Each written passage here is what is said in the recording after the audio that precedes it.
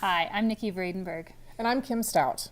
And we're here to talk to you, give you a very quick overview about National Board Certification for Teachers and how you as a Montana teacher could make this happen. National Board Certification is a process to certify teachers against standards that are established for teachers by teachers. It's designed to retain, recognize, and develop accomplished teachers and generate ongoing improvement in schools. Currently in Montana, we have 141 National Board Certified teachers, and we want more. And we hope that's why you're watching this video today. Across the state, this map shows some of where the larger number of National Board Certified teachers reside. You can see in the bigger cities that there are more. We would really like to develop some larger groups of National Board teachers out in the outlying areas in eastern Montana and in the smaller communities. And that's one of the reasons MFPE asked us to put this video together, is to reach the far reaches of our state and to get teachers knowledgeable about this process and hopefully interested in pursuing it.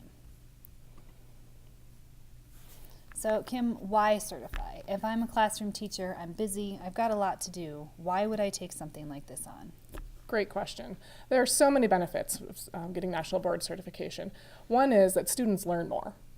Students are actually get more information from teachers who are National Board Certified. Research shows that they get a better education. That's one. Yeah. Teachers improve their practice for sure. It's very reflective.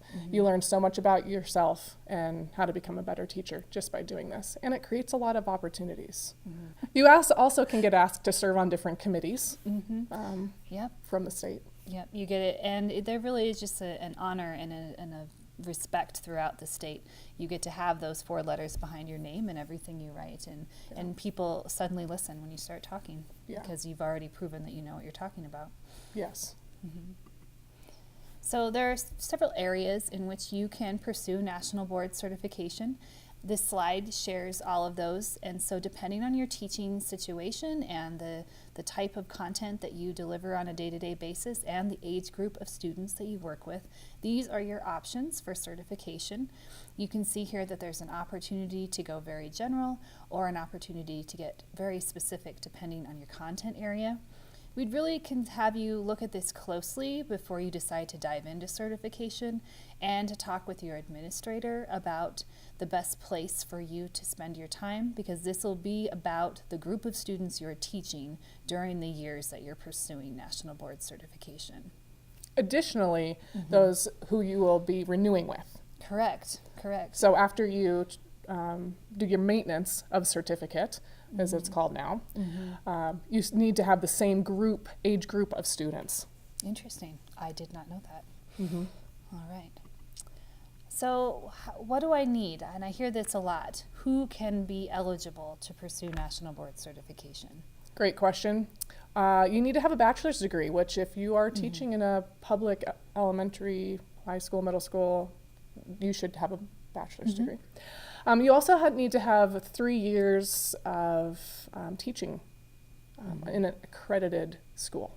Okay, a Montana public school. State teaching license and any prerequisites that the certificate may offer. For instance, if you are looking to get certified in world language, you would need to take a test ahead of time to make sure that you are proficient enough in that language to be able to certify in it. Who's available to help someone determine if they're eligible? Probably any board certified teacher can answer that for you. And we'll have a slide at the end of this with contact people that you can you can get a hold of to determine what your particular eligibility might need to be. So there are 4 components to the National Board process, and this is the really important thing to understand in what you're going to be creating when you get in. So you'll have 4 different components. One of those is an assessment that will test you over your content knowledge of the type of certificate you're going to be getting. I got the early childhood, early English language arts and literacy certificate, and so my assessment was all about literacy instruction for the early childhood field. What about you? Mine is also the same certificate. The same one? All right. But that test has somewhat changed since you and I have done it. Okay. Because there's multiple choice questions about just the pedagogy of the certificate area in which that you are pursuing. And then there are some short answer essays as well. And I've heard with math and science, it's also very specific into the content Yes. that a teacher would need for both the science and the math domains. So that's an important one. Then you have 3 portfolio entries, and they're in the areas of differentiation, teaching practice and learning environment, and then effective and reflective practitioner. And so all of these will have you doing work in your classroom and providing evidence that that work is meeting National Board teaching standards. Some of them require video footage, while others will have student work samples that are part of those components. Yeah, the big piece there is the evidence. You must be able to show that you have done what you say that you're doing. So a portfolio entry might look like, it was describe, analyze, reflect when I was going through it. So you would describe a lesson or an activity you did in your classroom. You would analyze how that activity met National Board standards, and then you'd reflect on what you would do with this group, where you're going to go next. And those, the most important pieces of that piece are the analyze and the reflect. That's where I was often being told I was describing more than I was analyzing. But remember, it's what you do every single day in your classroom. And it's just writing up a lesson or an activity and proving that you're meeting National Board certified standards. So there's a timeline. Can you talk a little bit about how long this takes? The 4 components that you can take in any order. We do not recommend taking component 1 first. That should be Which the is last. the test. The test, the assessment. The assessment piece. Do the other components first to get your grasp on the content in which you are getting your certification in. And then after those are submitted, then take the assessment. That can take anywhere from 1 to 3 years. If you need to retake, you have an additional 2 years to do that. So 5 years for the total process. Most people try to do it between 1 to 3. Yeah, absolutely. And I will say, when we were doing it, things have changed since we went through it. It was common to try and do all 4 in the first year. And I'll be honest, I didn't do it in the first year. It took me 2 years to do the whole thing and then resubmit a couple of components. And that was realistic for me. Me as well. Yeah. What are some dates and deadlines we need to consider? What kind of support is there for those who want to go through this process? Are we in it alone, or do we have a network of people to help? Luckily, there are a lot of people who are willing to help in the state. And across the nation, there are a lot of ways, avenues to get help. If you're going to do the process, you need to be signed up by January 31st.